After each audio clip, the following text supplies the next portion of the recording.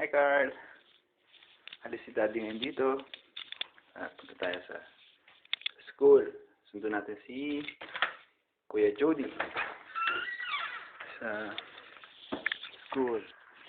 Ikaw, pagdating mo dito,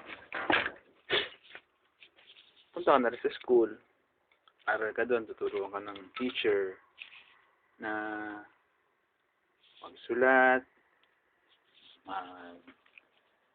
magbasa, mag-count. Tapos, marami kang mga friends, mga kaibigan, mga classmates mo yun. Yan. Pupunta si Daddy sa car. Ngayon, sundo nga si Daddy. Ayan, car ni Daddy.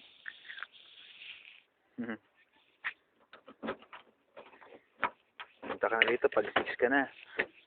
Pag 6 years old.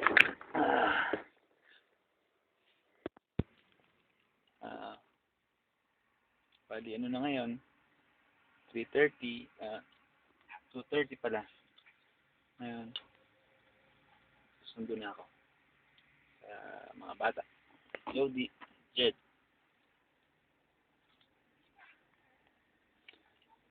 Paano, Carl? Babay muna. Na-drive muna si Daddy.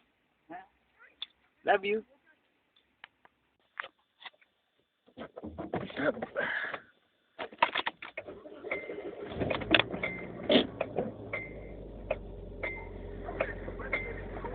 Punta si Daddy sa school. Seatbelt. Kailangan mag-seatbelt dito. Ngayon, drive na. Drive. Hindi ka na nagda-drive, Carl? Hindi ka na nagda-drive? No, ngayon. Dapat mag-aral ka rin mag-drive. Drive ka dito sa Canada, no? Sige. Pag nandito ka na, turuan ko kayo mag-drive ni Mami. Ha? Drive mo na si Daddy.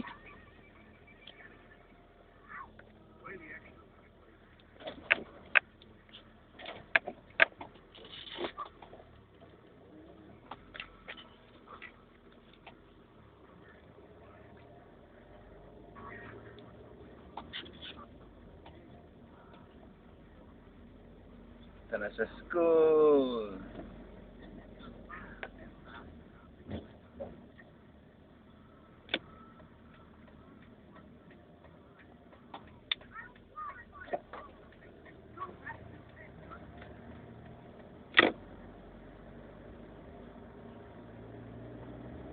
Lapit lang actually, kaso galing sa sakit si Jed, so normally nilalakad lang namin to para may konting exercise mga bata, pero ngayon gamit ako ng sakyan, tsaka medyo mainit.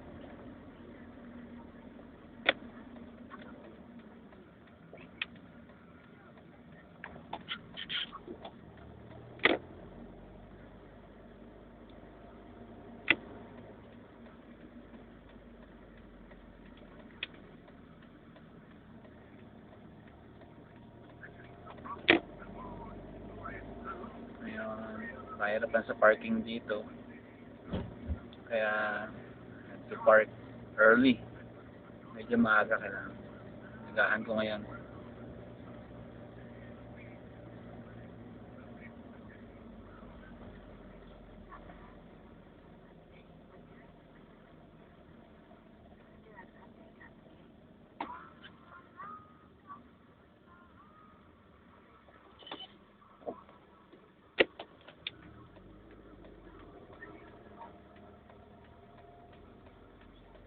Yun, may parking na ako.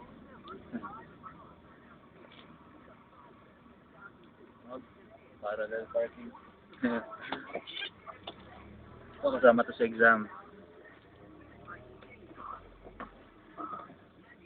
Kumusta? Tira. Sumabit ka sa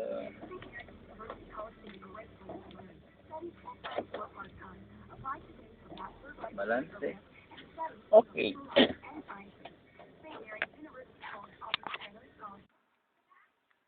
Kita ko sa inyo school nila Jody. Jed and Jody. Ayan. Yan ang labas. Teka, lalabas ako. Yan.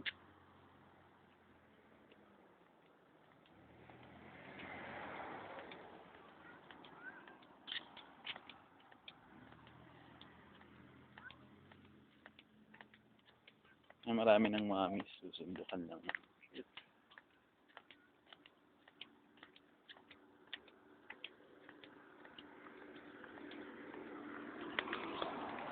Paano?